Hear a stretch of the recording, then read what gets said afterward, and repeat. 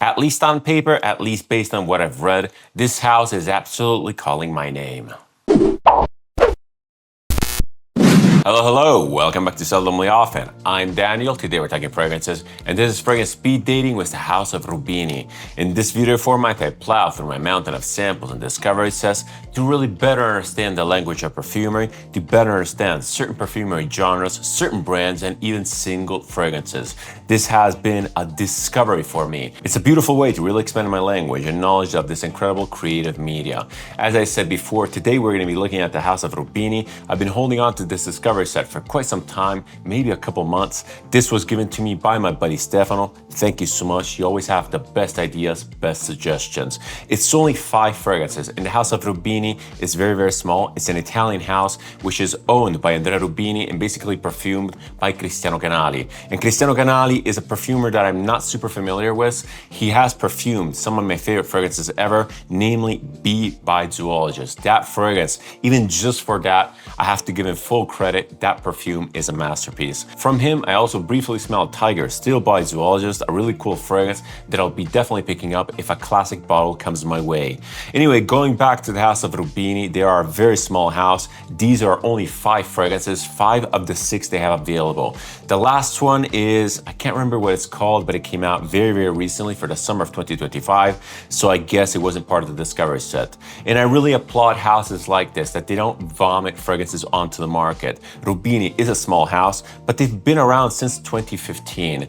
Their first fragrance was Fundamental, and it was basically a recall to the perfumery heritage of the family. Andrea Rubini, the owner of the house, has been involved into perfumery since generations, basically. His parents, maybe even his grandparents, owned a perfumery in Verona in the 1930s. And again, the first fragrance, their first release, Fundamental, is an ode to that. It's a very modern concoction, and I really can't wait to smell what the house is about, because a combination of Andrea Rubini's visionary creative direction and Cristiano Canali's innovation could lead to some great, great stuff. But before we get into the video proper, I just want to give a quick shout out to the brand Nuvolari for providing this amazing t-shirt and the other 2 which I featured in my recent uploads. They reached out about a month ago and they asked me if I wanted to try 3 t-shirts on video, and given the fact that they have nothing to do with fragrances, I was like, why not?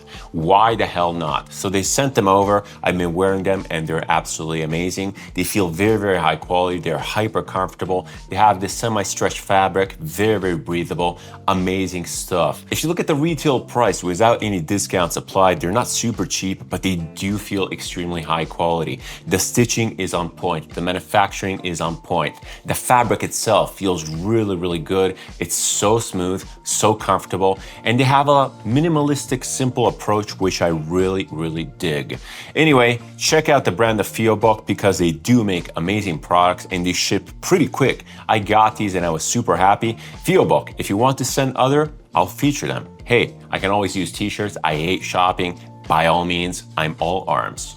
Back to the video, and for those not in the know, just to recap very, very quickly how the format of speed dating works, it's basically revolving around the idea, the concept of walking into a shop and sampling a brand for the first time. When you go into a shop, your hand is strips, and you don't really have the time to really judge a fragrance entirely. It's kind of a pity for stuff like Rubini, which are not many fragrances, which appear to be very narrative and very deep. But again, this is all about first impressions, the very first opening on paper. I'll be assigning a score to each fragrance really to help me understand which is the one I like more, and then at the end I'll be selecting the fragrance that I like the most and spraying it on skin to see how it differs from the paper. Spraying on paper is definitely not my favorite way of sampling, especially for a brand like this. It's really not ideal, but it's a neutral media and it actually serves an important purpose because it allows you to smell what the fragrances would be like on clothes. That being said, let's get right into this because I'm super itchy about it. In the discovery set, as I mentioned before, we only have 5 fragrances, and these are Fundamental, Tambour Sacré, Nuvolari, Odenaturae, and Hyperion. These are actually listed according to release date, and I will be sampling them in this order. Specifically, I wanted to start out with Fundamental because it should be a very interesting take on a fougere with modern touches, a little bit of a classical callback. It's apparently a very futuristic scent, and I was listening to an interview with Andrea Rubini, and he was talking about the period where they were devising and working on Fundamental, and Cristiano Canali, the perfumer, said it was way too advanced, it was way too avant-garde. So I'm very, very curious. Where is it? Here it is. All right, so let's give it a go. Unfortunately, some of the fragrances have a bad sprayer. Hopefully they still work. Let's give it a good couple sprays. Oh, come on. Yeah. All right, let's see what these are all about. I'm very, very excited. On paper, at least, the House of Rubini sounds exactly like my type of thing. So this is fundamental. Really, really interesting. Right off the bat, it does smell a little bit vintage, yet it's very, very modern. It is a little bit of a fougere, maybe a barbershop, but it has a lot of density, has a lot of bass. The bass is actually quite animalic. Maybe there's some sort of a honey note, maybe there's a beeswax or some sort of an actual animalic note in here, like civet, but it does feel rich. It has a very vintagey feeling. It's really, really cool. But at the same time, I can totally see the modern aspect of this. The lavender in here, which is obviously a common top in many fougères and many barbershops. It's very sharp, it's very, very clean, it feels very refined, doesn't feel wild at all. It almost has a little bit of a synthetic thing going on. It smells a little bit metallic. I mean, this is not super innovative in the sense that a lot of fougères, a lot of barbershops can come across as metallic. See, for example, sartorial, but this one here is not like that. It smells oversaturated. It's very difficult to explain. It smells like really purple. And I'm not necessarily sure it's a characteristic of the ingredient or it's some supporting note which is emphasizing the color of this lavender, the color of this top. It has a lot of sparkle. It's not metallic in the sense of a shine, it's more of a sparkle. It has sparks, really amazing. It's kind of reminding me a little bit of Mem by Bogue. It has the same density, it has the same weirdness. Let me grab it a sec. This one here is Mem, amazing fragrance by the way, by Antonio Gardoni. This is a lot more dirty, it's a lot weirder, it's a lot more animalic. And Fundamental smells really good. I really like it. It's fresh, it's modern, but it has a vintage touch. It's almost like a biphasic fragrance. You really have this duality. On one side, you have this very fresh, very clean, very modern and sparkly lavender, super saturated. And on the other side, you have this rich animalic base, which is not too stinky. It's just very, very dense. It has a lot of presence and it has a ton of bass. This is basically all I'm getting, off paper at least. This is really good. This is super complex. It's very, very refined and it smells very innovative. Wow. Actually, what am I saying? I know what the base is like. The base has a lot of bee in it. Also, that one, perfumed by Cristiano Canali. I even said it before. There's a specific honey note, which is super realistic in bee, like a beeswax note. And there's a little bit in here. This is really, really great. Super start. I would have to give this an easy 8 out of 10. It's like really great. This is, I don't know, I just really like it. This is like signature scent territory with a little bit of edge, a lot of innovation, super, super great stuff. The second fragrance I'm going to be smelling is Tambour Sacré. This is again according to release date. I seem to recall this being inspired by Ethiopia and the ritual drums in there. So I'm expecting a lot of spices. I'm expecting a lot of picturing and imagery of Africa. Let's give it a couple sprays. This is very interesting and very unexpected. It smells very spicy, but very fresh spicy. It's also very, very peppery. It's almost making my nose itch. This is really interesting. I was expecting a lot more of a sweeter, deeper base, maybe something along ambers. And this is based on, well, pretty much nothing. It's based on my idea of Africa replicated in scents. And it's probably based on the fact that I've sampled a lot of scents which were based on the African imagery, which were very ambery prone, like Memo's African Leather, like Andy Towers' L'air du Désert Marocain. This one smells nothing like that. This is actually surprisingly green. There's probably coriander in here, which is making it very, very fresh and spicy and green at the same time. But it's also sharp, like pepper sharp, or maybe some other spice. It's so much zingier, so much fresher than I was expecting. This one here definitely lives in the top to mid-tones of the tonal range. It's very, very uplifting, very energetic. It smells kind of like the air before a storm. It has this like pressure to it. It's becoming more and more smooth. That peppery opening there is a little bit fading. It's evaporating, and now it's really green, but green and fresh, almost blue. It's really, really strange because it almost has a little bit of a blue undertone, like a blue shower gel undertone, but it has nothing to do with Ethiopia, nothing to do with drums or anything like that. Maybe the drum aspect comes in this form of like energy, like pepperiness, like sparkle, like fizz. The pressure that I was describing before, kind of like the air before a storm. This is very much replicating that idea because, again, it's really, really airy and really green. It almost smells like damp air, like a damp forest air, like some sort of a wind going through a forest picking up on green aromatics and woodiness. This one here has a little bit of woodiness in the base. It comes across as a clean woodiness, but it's a defined woodiness. Maybe a little bit of a stereotypical woodiness. It smells very, very good, very wearable, very fresh and invigorating. I'm just not connecting the dots between this, the smell of this, and that Ethiopia drum thing. Maybe just the energizing aspect. Maybe the fact that this really boosts your confidence. It really gives you energy. I really like the scent. It's really good. And I think that this is the one that I really want to smell on skin, at least compared to the two. Both of them are amazing.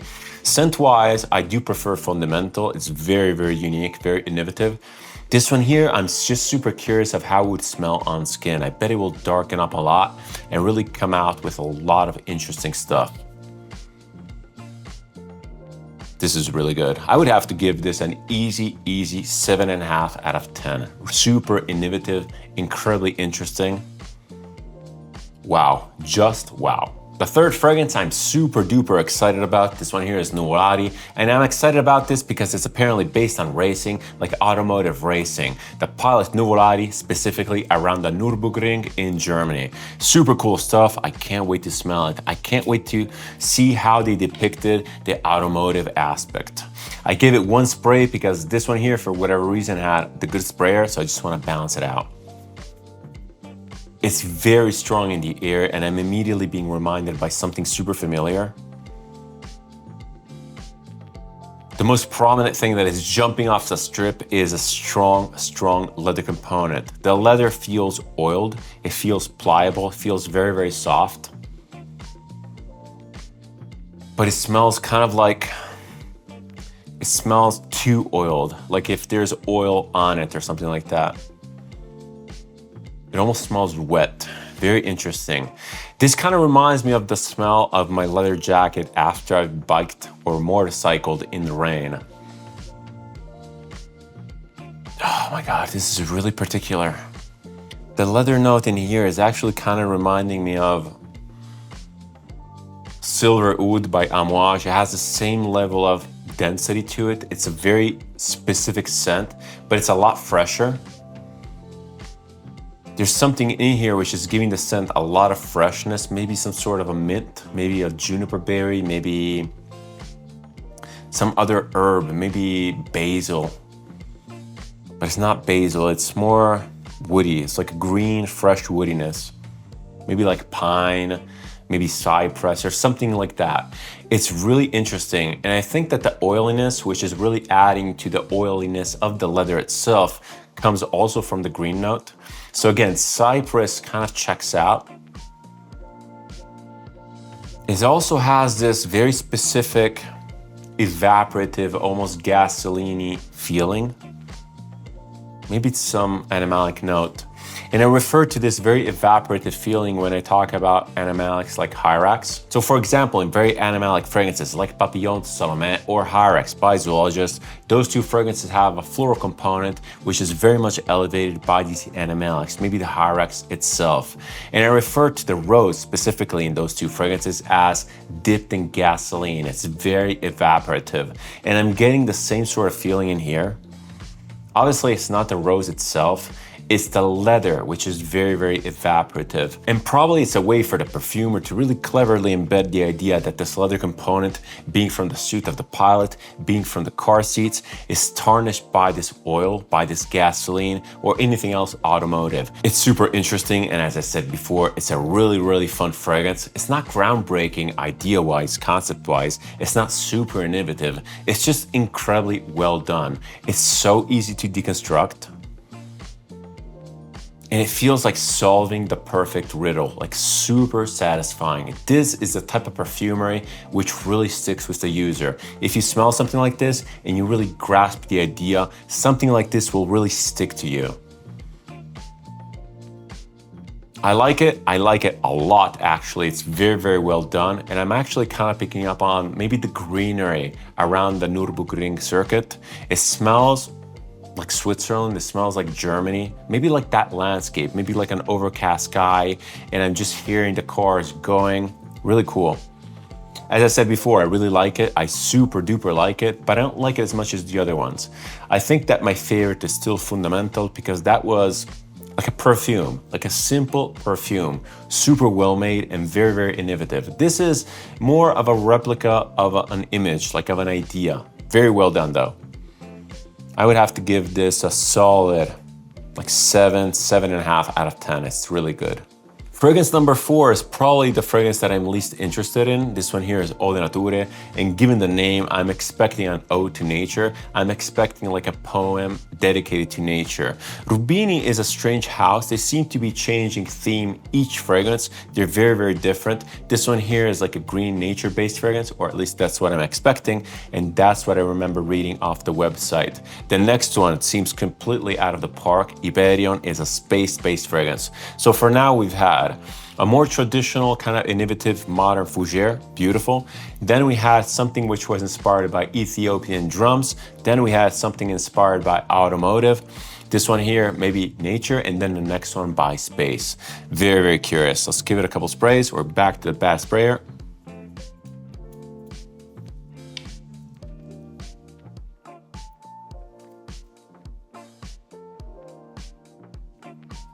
Very pungent. Wow. Let's drink some water.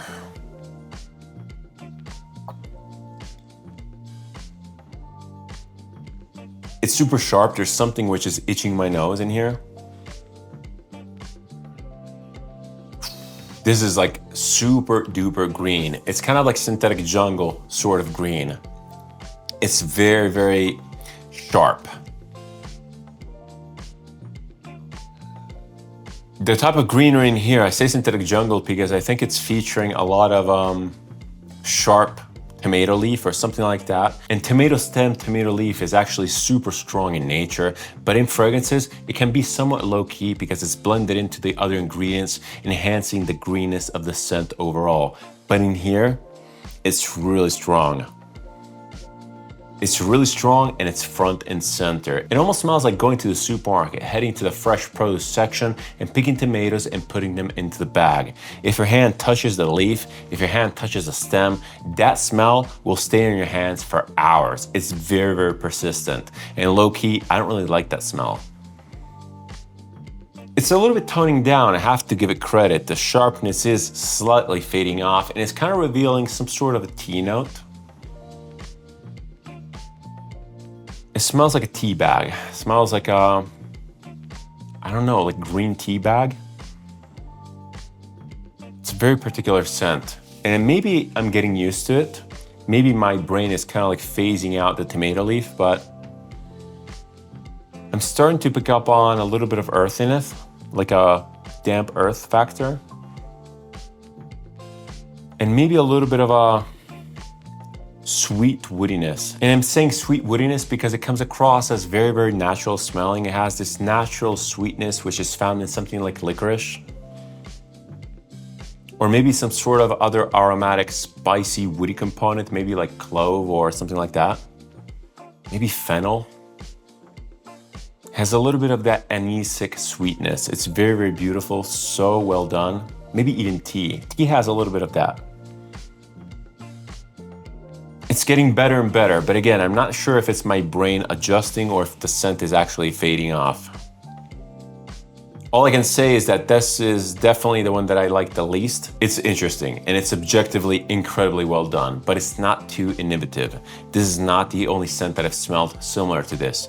The first one that comes to mind is Synthetic Jungle. It's a little bit different. It's a little bit less anisic. It's more vegetative. It's more wet. This one here does not smell wet, but what else do I have that smells kind of like this?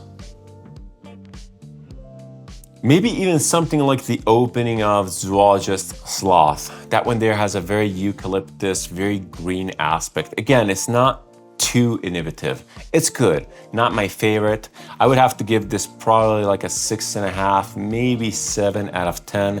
It's the one that I'm least keen on smelling on skin. Good though, but not my favorite. The last fragrance I'm going to be testing is Hyperion, and I'm super excited about this because, as I teased before, this one here is based on space, like in space travel, like outer space. This is a super cool concept, and a lot of fragrance houses, a lot of brands have tried to tackle this. The most famous attempt at depicting space is easily Ganymede by Marc-Antoine Barrois. That one there did a really good job with the artificial air sort of smell. It's very, very metallic. It smells like air conditioning air. I always refer to that, and it's unmistakable, very, very recognizable, easily the best work by Quentin Biche. I'm very curious about what this will be smelling like. Let's give it a couple sprays.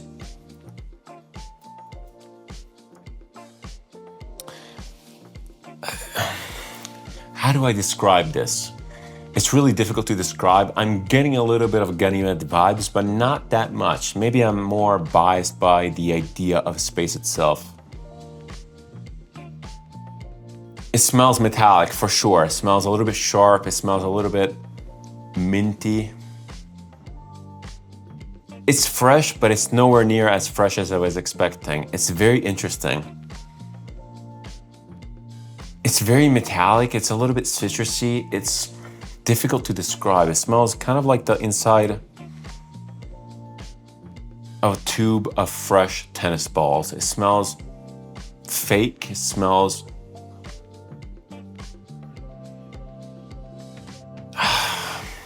There's some spice in here which is really messing with my brain.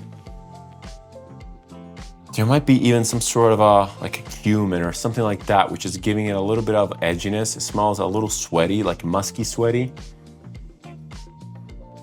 but not in a bad way. And it's less in your face than something like Ganymede. The Ganymede is really, it's really recognizable. It's super copied.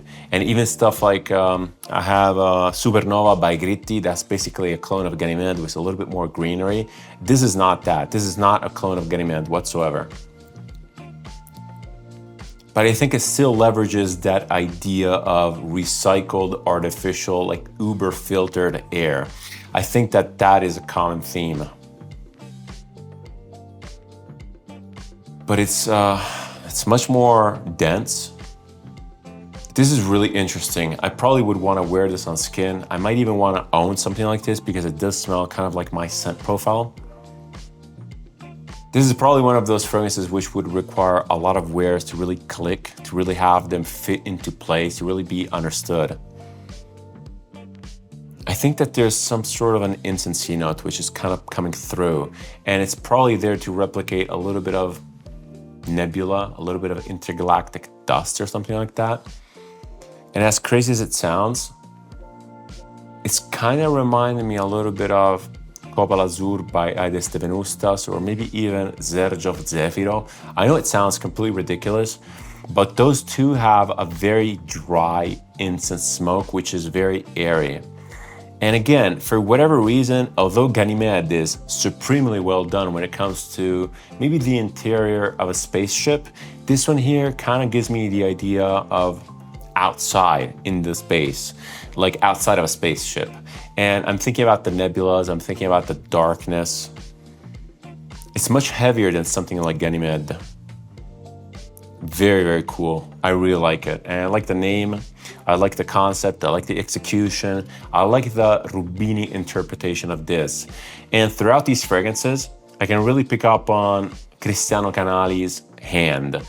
They don't smell anything like each other, to be completely honest, but there's something about the creativity in which these are put together, which is kind of reminding me of Bee by Zoologist.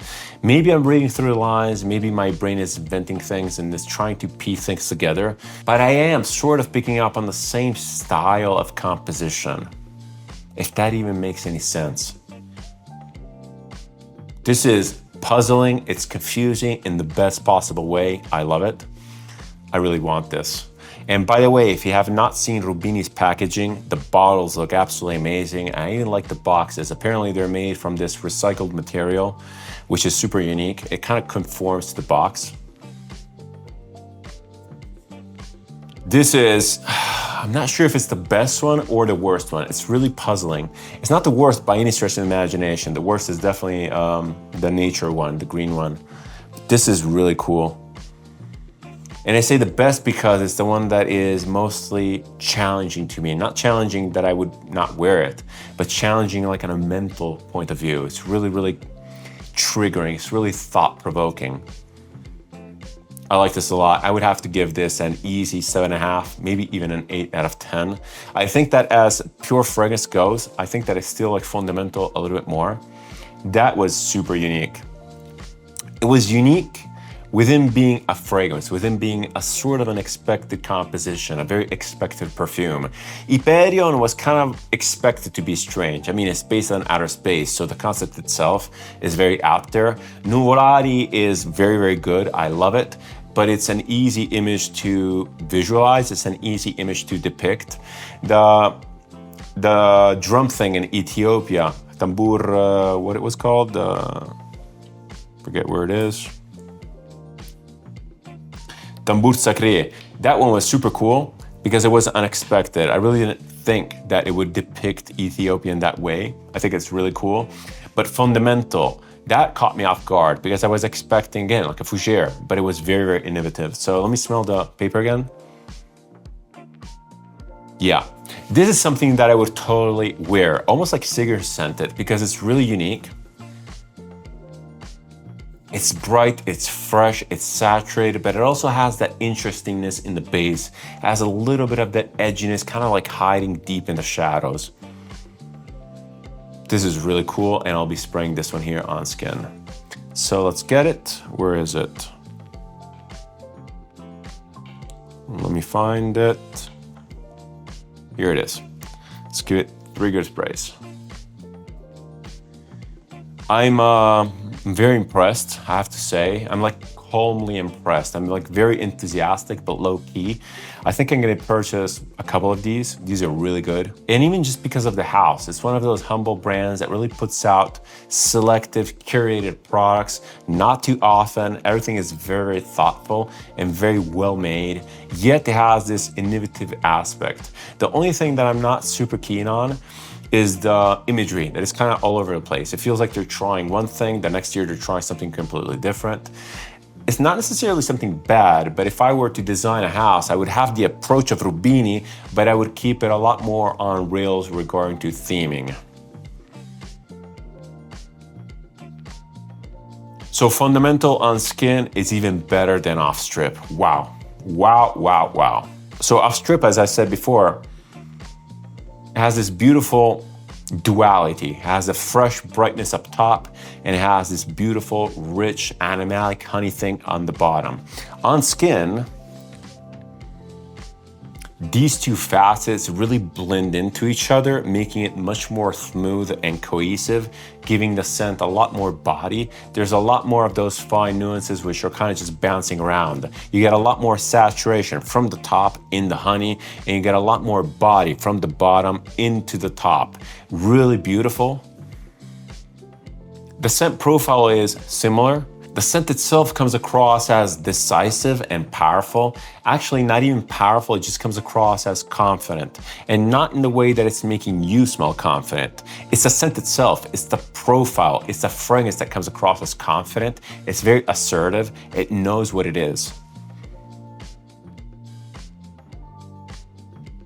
It's really good. It's even better on skin. It's so well balanced, so well designed. It's challenging, but so beautiful. As I said before, it just comes across as confident. I trust in the scent. I trust in the perfumer. I trust in the way they developed it. It's really amazing. It's familiar, yet different at the same time. I smelled other stuff that smells kind of like this. Again, like Mem by Bogue. Also Fougère Bengale by Parfums Empire. But this one here is a little bit more modern. Again, the lavender top or whatever's in the top comes across as different. It feels like a sculpture made out of glass and steel. Very, very particular. I love it. Wow. This is definitely on my list. And these are not that cheap, actually. I think they retail for 200 something for 100 ml, so not too crazy, but they're definitely not affordable. Really cool stuff. Again, Rubini is one of those houses that really inspire me. This is the type of approach that I would have for my hypothetical brand, except for the being all over the place. But the style, the way these fragrances are designed in such a specific, confident manner, that's definitely something that is amazing and inspiring. So highly recommended. The sample set of 5 is not that expensive. And I think it's super fun. They're very, very fun to smell, very fun to deconstruct, and you should give it a try. Yes, overall, I'm very, very impressed by the house. At this point, I can't wait to smell their 2025 release for the summer. That one there apparently is a fruity floral. I'm super curious. Overall, Rubini is exactly what I was hoping it to be. This is one of those Italian houses which are all inspiring, at least to me.